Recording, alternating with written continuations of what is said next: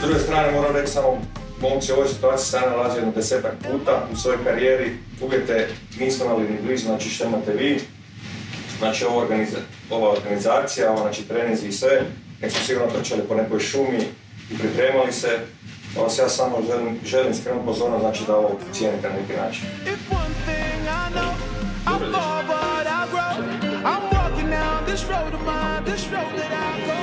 Koje je zapravo idealno da budete na nogometnom klubu Kustošija, odnosno na ovom stadionu nogometnog kluba Kustošija, budući da se večeras ovdje u 18 sati igra jedna lijepa prijateljska nogometna utakmica koju organiziraju Centar za mirovne studije, Udruga navijača Bijeli anđeli i Hrvatska udruga Nogometni sindikat. Mario Jurić ovdje iz Hrvatske udruge Nogometni sindikat. Tko večeras igra ovdje? Jesu li dečki spremni i kako su zapravo podnijeli? Moram se referirati na našu nogometnu reprezentaciju koja je završila, nažalost, svoju priču u Brazilu. Pa, kod nas u Hrvatskoj, nažalost, uvijek kad je dobar rezultat onda je euforija, a kad je loš rezultat onda je depresija.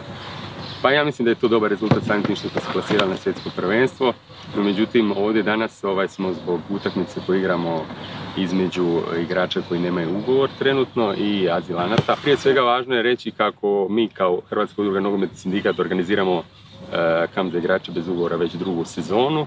Cilj ovoga je da onim igračima koji su trenutno bez ugovora omogućimo trenažni proces i odigravanje utakmice kako bi ostali u fizičkoj formi i bili konkurentni za daljnji angažman.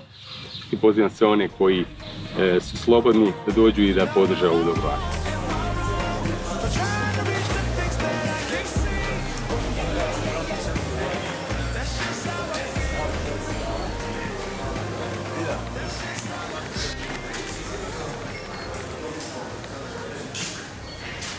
So we are now in the House of European Football, UEFA's headquarters in Nyon, Switzerland. This building was built in 1999 and this is where the UEFA administration is, and is also the UEFA president has his office, and we are now in the executive committee room, the board room, called after Ebbe Schwarz, who was a president of UEFA before. And it's a big pleasure to host the Croatian team with players looking for contracts of the Croatian Player Union, and we look forward to a nice tournament with the 5 other teams here, and I hope it will be fruitful for all the players here, and that they will be able to find a new contract.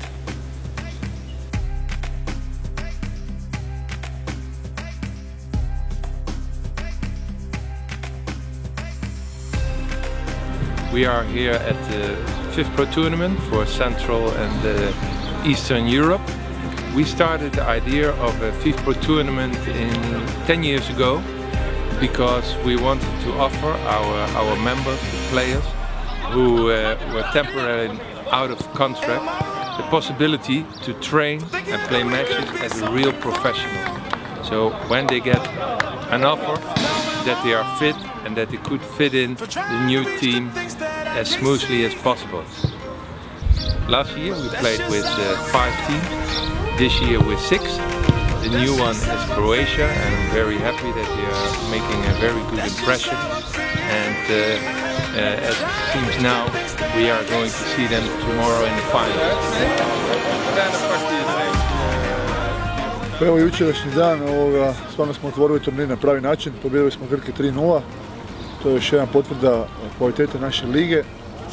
Evo sve više, kako čujem, kontakata među igračima, već dosta skauta je praktički već kontaktiralo igrače. I velika je stvar što smo u finalu, to će ipak biti najgledanija utakmica. I ja se nadam da će na kraju krajeva ipak neko inače angažman ovdje. Mile, ti ćeš se spustiti na prvu stativu, ok? A ti ćeš Ive doći na 16, zbog te kombinacije. Jel ono što sam već rekao sam Matošević, bili ste zadnju minutu. 60 minuta umirete i mi se svi žiciramo i kasni za kasni metar i skoro dobimo gol. Ok, momci? Idemo opet himna, vi se himna motivirati i odigrati. Ajmo!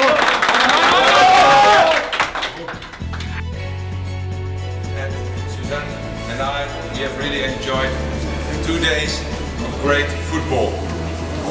Thank you for this. thank you the players, but I also want to thank the player unions, the 6 player unions, who did a great job for you, offering this service. Well, you all did. You did a great job. Thank you for that again.